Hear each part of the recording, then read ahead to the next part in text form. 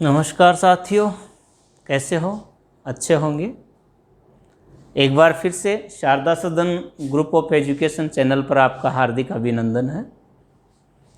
हम संस्कृत व्याकरण में 2 टॉपिक पढ़ चुके हैं, संधि प्रकरण और घटिका ज्ञानम।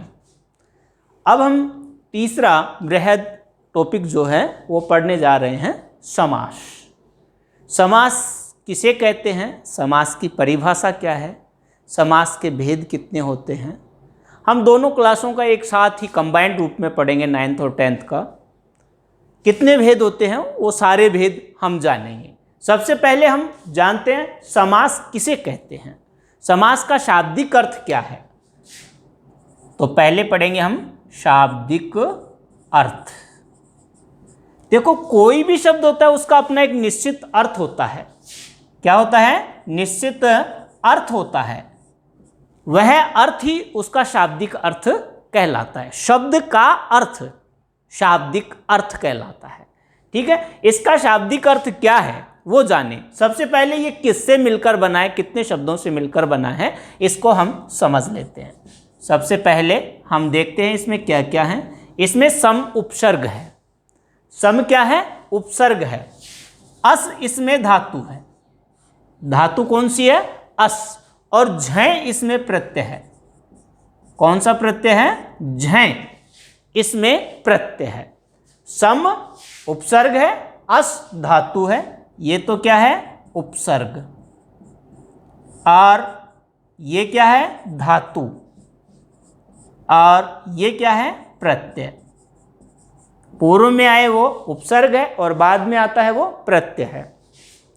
झय में अ शेष रहता है। इसमें क्या शेष रहता है? ए। अस इसमें धातु है, ठीक है, और सम इसमें उपसर्ग है। अब इसको मिलाते हैं तो क्या बनेगा? देखो, मैं हलन था, इसमें ए मिल गया, मैं पूरा हो गया और दीर्घ बन जाता है, इसमें ये मिल जाता है और ये बन जाएगा समास। इस आधार पर ये क्या बनता है? समास है। समास शब्द का अर्थ क्या है, यानी शाब्दिक अर्थ क्या होता है? वो होता है संक्षिप्तीकरणम। संक्षिप्तीकरणम क्या अर्थ है? संक्षिप्तीकरणम, संक्षिप्त करना। क्या अर्थ होता है समास का? संक्षिप्तीकरणम, संक्षिप्त करना, यानी कि अनेक पद हो उनको एक पद बना देना। इस प्रकार से इसकी परिभाषा बनती है।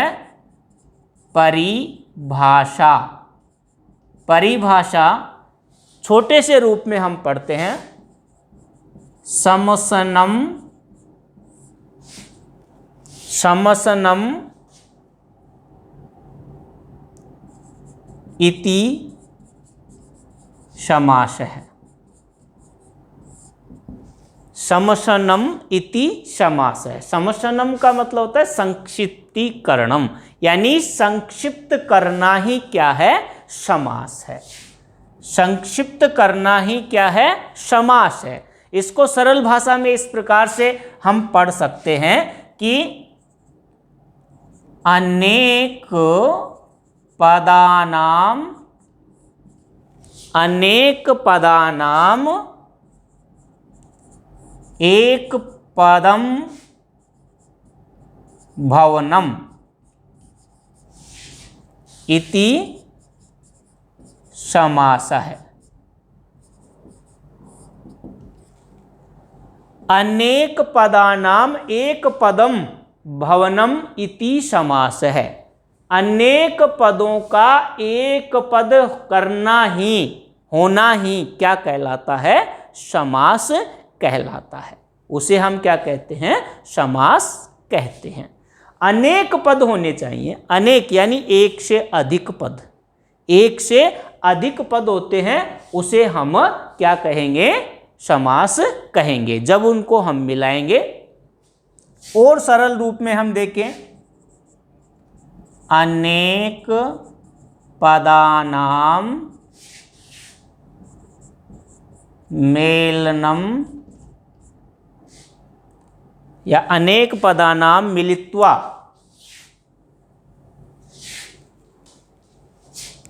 अनेक पदानां मिलित्वा एक पदम जायन्ते स समासः इति कथ्यते।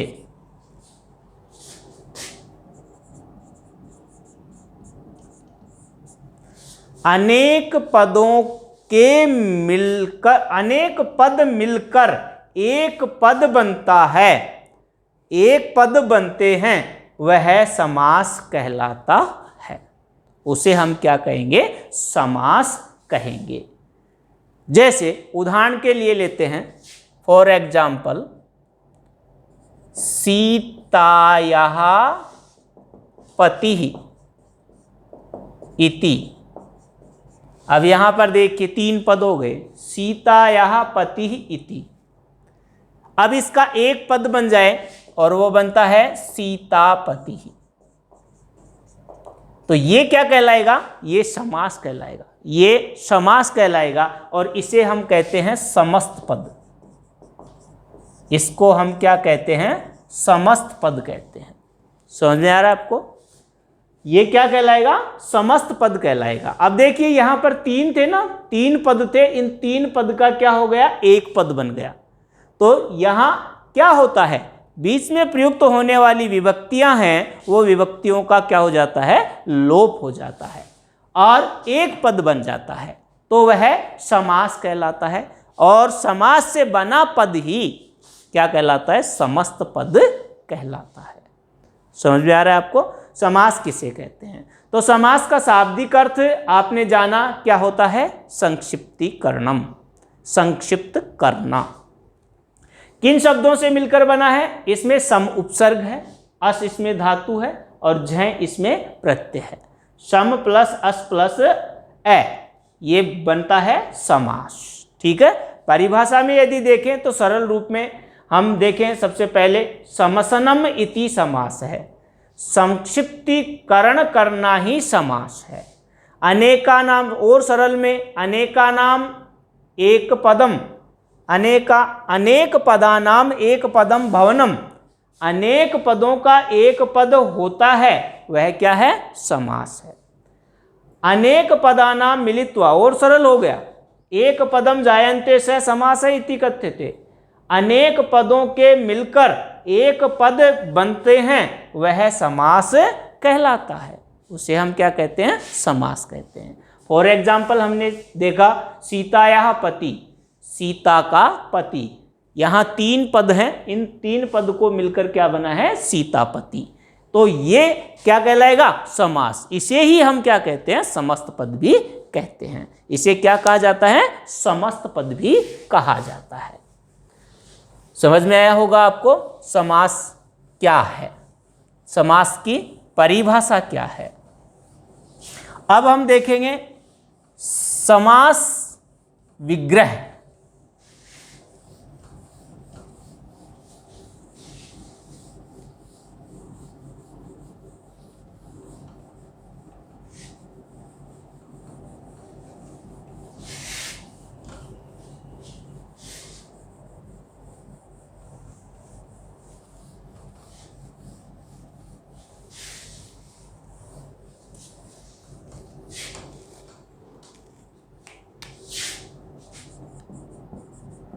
समास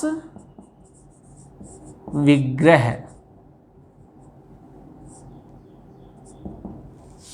समास विग्रह किसे कहते हैं? देखो अभी हमने पढ़ा था समस्त पद, जब अनेक पदों के मिलकर एक पद बनता है ना, उसे तो हम क्या कहेंगे? समस्त पद। जब समस्त पद को हम पृथक करते हैं, समस्त पद को नियमानुसार विभक्तियों का प्रयोग करते हुए हम उसको पृथक करते हैं, अलग अलग करते हैं, तब वहां पर क्या कहलाएगा? वो समास विग्रह कहलाएगा। उसे हम क्या कहेंगे? समास विग्रह कहेंगे। नियमानुसार होना चाहिए, अर्थात समस्त पदम पृथक कृत्वा लेखनम इति समास विग्रह कथ्यते। समस्त पद को पृथक करके लिखना ही क्या कहलाता है? समास विग्रह कहलाता है। इसमें क्या होता है, जब विग्रह करते हैं तो जो विभक्तियों का लोप हो गया था वो विभक्तियों का प्रयोग हो जाता है। अस्मिन पदानाम, अस्मिन पदेषु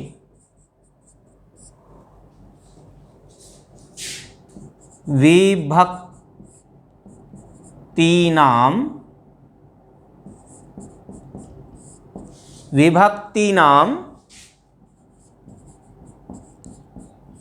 प्रयोगः भवति। इन पदों में विभक्तियों का प्रयोग होता है। किसका प्रयोग होता है? विभक्तियों का प्रयोग होता है। जैसे एक उदाहरण लेते हैं, फॉर एग्जाम्पल, जैसे एक समस्त पद है हस्तगतम। क्या है? हस्तगतम समस्त पद है। इसका विग्रह होता है हस्तम गतम इति। अब देखिए यहां पर हस्तम गतम इति, हस्तम या द्वितीय विभक्ति का प्रयोग हो गया, गतम इति अलग अलग कर दिया, इसको खोल दिया, तो ये क्या कहलाएगा? ये कहलाएगा समास विग्रह। इसे हम क्या कहेंगे? समास विग्रह कहेंगे। समझ में आ रहा है आपको? इसको हमें क्या कहना है? समास विग्रह। और ये क्या कहलाएगा? ये कहलाएगा समस्त पद, समस्त पदम। इस प्रकार ये समास और समास विग्रह आपको समझ में आए होंगे। अब देखते हैं समास के भेद, यानी समास कितने प्रकार के होते हैं, कौन कौन से होते हैं और क्या होते हैं, उनके बारे में चर्चा करेंगे।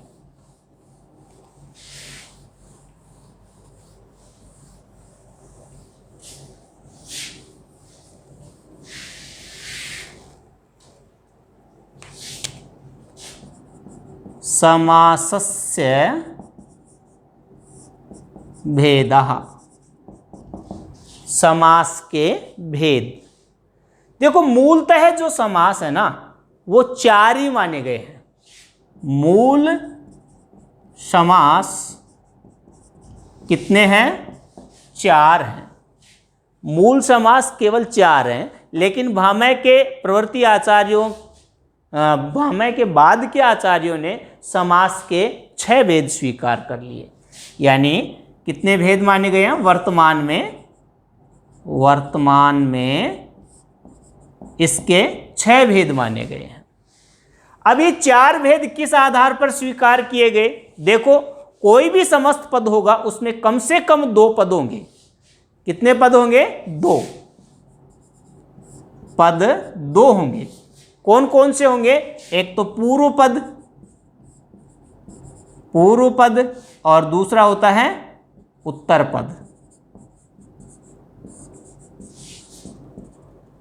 पूर्व पद का मतलब पहले आता है वो पद, और उत्तर पद मतलब बाद आता है वो पद। इन दोनों के आधार पर, और एक इसमें माना गया है जो सामान्य रूप में है अन्य पद, दोनों के अलावा एक होता है अन्य पद।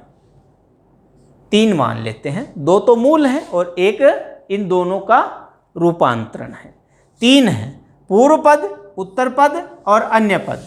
इन तीनों के आधार पर 4 भेद स्वीकार किए गए हैं। कौन कौन से? पहला है अव्ययी भाव, अव्ययी भाव। दूसरा है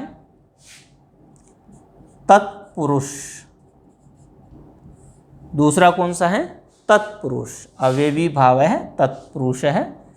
तीसरा कौन सा है?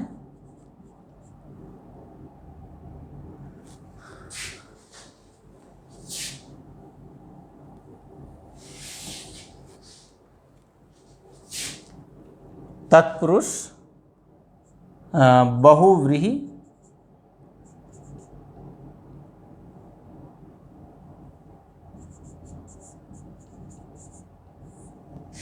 और चौथा है द्वंद्व।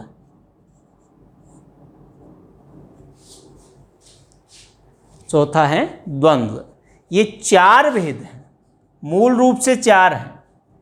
अब कैसे हैं? अवयवी भाव समास कहाँ होता है? जिसमें पूर्व पद प्रधान हो, पूर्व पद प्रधानम, जिस समास में पूर्व पद प्रधान होता है। तत्पुरुष जिसमें उत्तर पद प्रधान होता है। कौन सा होता है? उत्तर पद प्रधान होता है। बहुव्रीहि समास में अन्य पद प्रधान होता है, अन्य पद प्रधान होता है। और द्वंद्व में दोनों पद यानी उभय, उभय मतलब दोनों, उभय पद प्रधानम प्रधान होते हैं, यानी जिसमें दोनों पद प्रधान होते हैं। तो देखो, पदों की प्रधानता के आधार पर इसके कितने भेद किए गए हैं? चार भेद, मूल रूप से चार भेद किए गए हैं। लेकिन भामह ने देखा कि भाई ये जो समास है ना, ये सबसे बड़ा समास है, इतना बड़ा समास है, इसके टुकड़े होने चाहिए। तो इसके टुकड़े कर दिए गए और इसके दो भेद और स्वीकार कर लिए गए। दो भेद कौन कौन से हैं? पांचवा भेद इन्होंने मान लिया कर्मधारय, कर्मधारय, और छठा भेद मान लिया गया द्विगु। कौन सा? द्विगु। ये दोनों किसके भेद हैं? तत्पुरुष के ही भेद हैं। लेकिन वर्तमान में क्या है? इनको स्वतंत्र स्वीकार कर लिया गया है। कर्मधारय और द्विगु को भी स्वतंत्र रूप से मान लिया गया है। इसलिए वर्तमान में कुल संख्या कितनी हो गई है? 6 हो गई है। समास वर्तमान में कुल कितने हैं? 6 समास हैं। लेकिन मूल रूप से समास कितने हैं? मूल रूप से समास केवल 4 होते हैं। ठीक है, अब 1 बाय 1 करके हम इनको स्पष्ट करेंगे, जानेंगे इनको कौन कौन से हैं, कैसे कैसे इसको पढ़ा जा सके।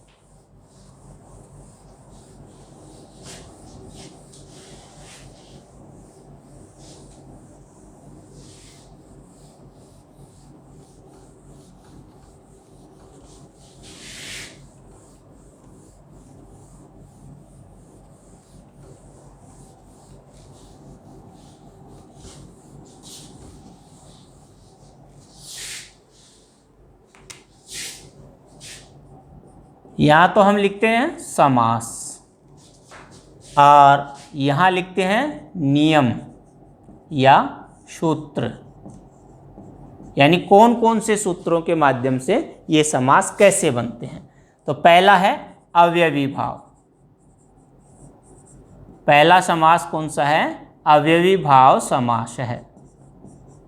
अवयवी भाव समास में जो सूत्र लगता है वो सूत्र कौन सा है? पूर्व पद प्रधानो अव्यवी भाव है। पूर्व पद प्रधानो अव्यवी भाव है। जिस समास में पूर्व पद प्रधान होता है वह अव्यवी भाव समास कहलाता है। नंबर 2, दूसरा है तत्पुरुष समास। तत्पुरुष समास है। तत्पुरुष समास में सूत्र लगता है उत्तर पद प्रधानो, उत्तर पद प्रधानो तत्पुरुष है। जिसमें उत्तर पद प्रधान होता है, यस्मिन् समासे उत्तर पदम प्रधानम भवति स तत्पुरुष समास इति कथ्यते। तत्पुरुष समास में कौन सा पद प्रधान होता है? उत्तर पद प्रधान होता है। नंबर 3, तीसरा लेते हैं हम बहुव्रीहि। बहुव्रीहि समास है। इसमें अन्य पद प्रधान होता है। अन्य पद प्रधानो बहुव्रीहि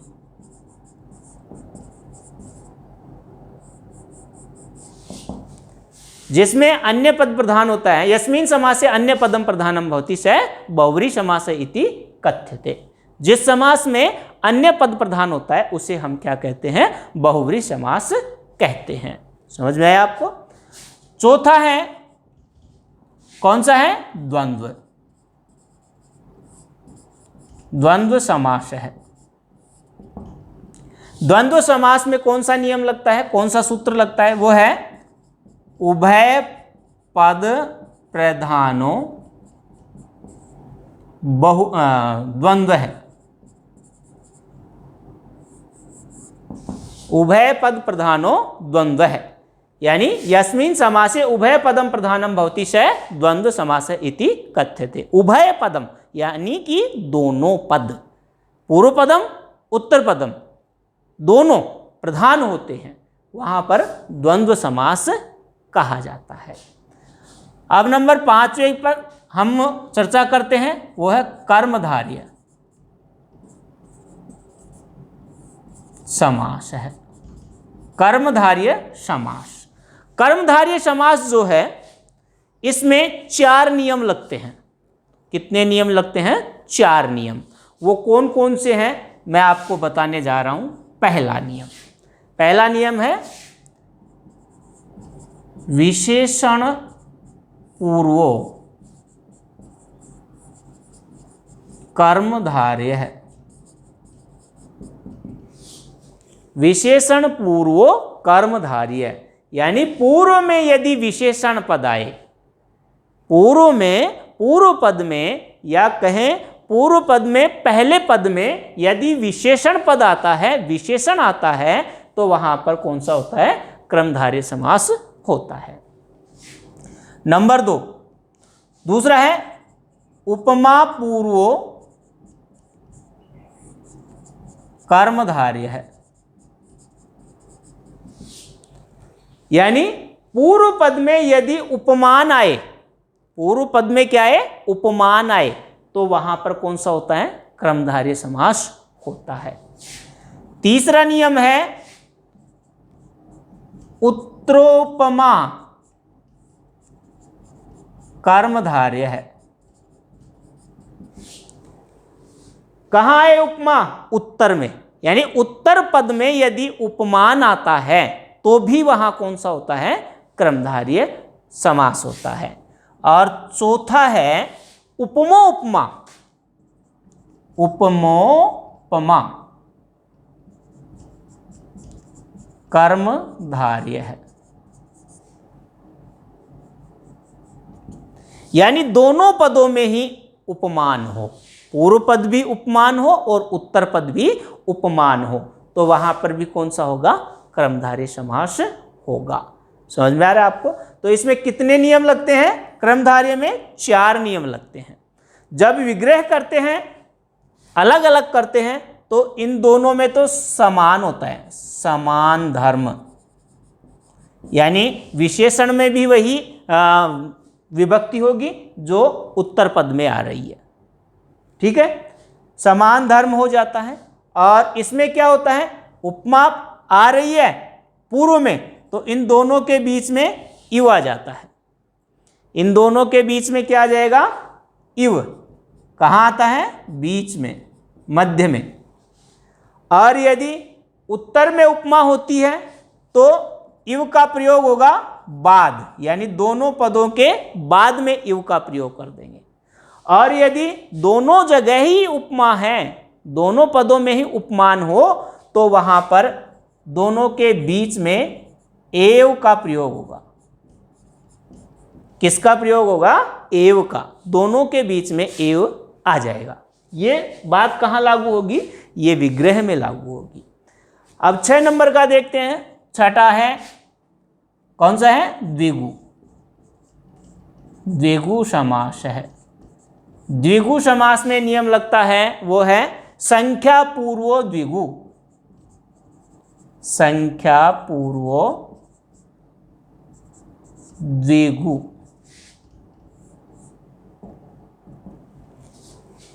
यानी पूर्व पद में संख्यावाची पद हो, पूर्व पद क्या हो, संख्यावाची हो, तो वहां पर द्विगु समास होता है। समझ गए होंगे आप। तो ये 6 नियम हैं। इन 6 नियमों से हम आसानी से परिभाषा भी इसकी बना सकते हैं। एक ढांचा, एक सांचा मैं बनाकर आपको बता रहा हूं, इसमें इस नियम को फिट कर देना, आपकी परिभाषा बन जाएगी। परिभाषा भी पूछी जाती है एग्जाम में, कई बार परिभाषा पूछ लेते हैं।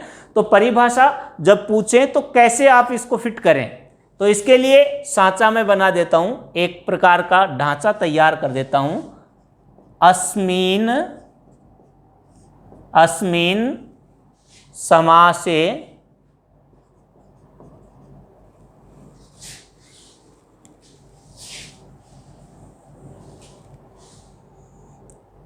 कहाँ लिखें, मिटा देते हैं, नहीं फिर समझ में नहीं आएगा आपको।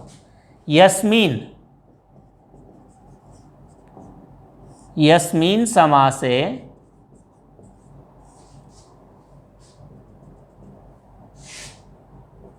प्रधानम भवति स समासः इति कथ्यते। अब यहां मैंने खालिस्तान क्यों छोड़ा है, यहां तो जो पद आ रहा है ना वो पद लिख देना है, यहां समास का नाम आ रहा है वो लिख देना है। अब देखिए यहां पर देखिए कौन सा पद आया है, पूर्व पद। ये समास कौन सा है, अव्ययी भाव। ठीक है, तो यहां पूर्व पद है तो यहां लिख दीजिए पूर्व पदम। यहां समास आया है, अव्ययी भाव है। आपकी परिभाषा बन गई। यस्मिन समासे पूर्व पदम प्रधानम भवति स अव्ययी भाव समास इति कथ्यते। आसानी से बन गई ना। अब यदि मान लीजिए कि तत्पुरुष समास बनाना चाहते हैं हम, तत्पुरुष समास की परिभाषा बनाते हैं, तो देखिए यहां पर क्या रहा है, उत्तर पद, और यहां पर तत्पुरुष। तो क्या हो जाएगा, यस्मिन समासे उत्तर पदम प्रधानम भवति स तत्पुरुष समास इति कथ्यते। दूसरा ले लीजिए बहुब्री समास, तो यहां देखिए क्या आ रहा है, अन्य पद, और यहां क्या है, बहुब्री। तो यस्मिन समासे अन्य पदम प्रधानम भवति स बहुब्री समास इति कथ्यते। इसका लेते हैं तो देखिए यहां उभय पद आया है, यहां द्वंद्व है, तो यस्मिन समासे उभय पदम प्रधानम भवति स द्वंद्व समास इति कथ्यते। क्रमधारय समास लेते हैं तो जिसको हमें स्पष्ट करना है वो नियम ले लेते हैं। यस्मिन समासे पूर्व पदम विशेषणम भवति स क्रमधारय समास है। कोई भी एक रूप ले सकते हैं, विशेषणम या उपमा, कोई भी एक लेकर हम इसकी परिभाषा बना लेंगे। और द्विगु समास में लेते हैं संख्या पूर्व द्विगु, तो यस्मिन समासे पूर्व पदे, एक शब्द और लगाना होगा, पूर्व पदे। अब इसके बीच में क्या लिखना होगा, संख्या, संख्या पदम प्रधानम भवति स द्विगु समास है इति कथ्यते। समझ में आया आपको। ये 6 प्रकार हैं। अब 1 बाय 1 करके इसको हम पढ़ेंगे, जो अगले वीडियो में देखेंगे हम। आज के लिए बस इतना ही। धन्यवाद। कल मिलेंगे अगले वीडियो के साथ में।